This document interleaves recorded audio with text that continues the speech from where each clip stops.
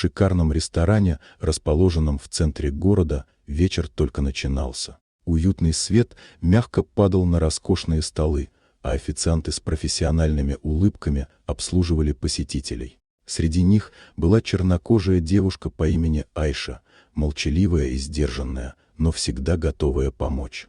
В этот вечер в ресторан пришла богатая дама, элегантно одетая, с высокомерным видом. Она устроилась за столиком у окна, а Айша, как всегда, подошла с улыбкой, предлагая меню. Женщина на мгновение взглянула на нее с недовольством и, не пытаясь скрыть свою пренебрежительность, бросила: «Ты что, с темным цветом кожи? Думаешь, что можешь обслуживать людей, как я? Ты вообще знаешь, что такое приличие?» Айша замерла, но не ответила. Она, как всегда, сдерживала свои эмоции и просто предложила напитки. Но женщина продолжала язвить, ее голос становился все более пренебрежительным. «Ну что, неужели ты не можешь предложить что-то нормальное? Или это твоя единственная работа — стоять и кланяться богатым людям?» Айша сделала шаг назад, пытаясь не дать волю своим чувствам, но ее взгляд был уже наполнен болью. В это время в ресторан зашел мужчина. Он был неприметно одет, но по его уверенной походке было видно, что это не простой человек. Он сел за столик рядом с дамой и случайно подслушал ее оскорбление в адрес Айши. «Как вам наша еда?» — спросила Айша, подходя с заказом.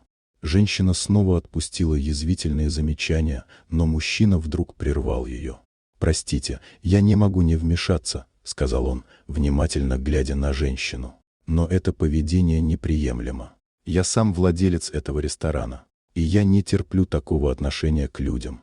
Женщина, услышав эти слова, мгновенно замолчала и поняла, что это владелец компании, где она работала. Она посмотрела на мужчину с удивлением, но ее взгляд стал неуверенным. Она попыталась оправдаться, но он, не дав ей даже слова, продолжил: «Вы уволены.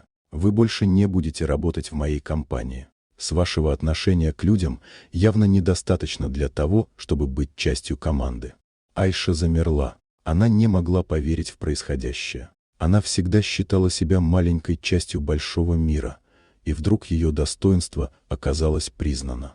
Женщина, осознавая, что потеряла работу, вскочила с места, бросив на Айшу взгляд, полный сожаления и стыда. Ее лицо стало красным от гнева и стыда, и она поспешно покинула ресторан.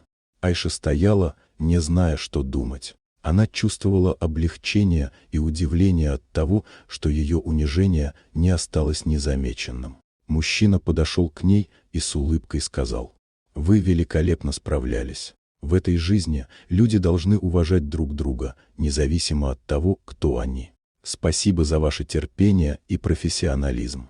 Айша улыбнулась, чувствуя, как горечь от оскорблений постепенно исчезает. Она вдруг поняла, что ее ценят, и это было важнее любого стереотипа и предвзятости. Женщина тем временем покинула ресторан и осталась без работы, горько жалея о своих словах. Она поняла, что никогда не стоило того, чтобы унижать других, и что иногда самые сильные уроки приходят не от книг, а от реальной жизни. Вот такая удивительная история. Дорогие друзья, если вам понравилось видео, поставьте лайк, а также подписывайтесь на канал, где найдете еще много интересного.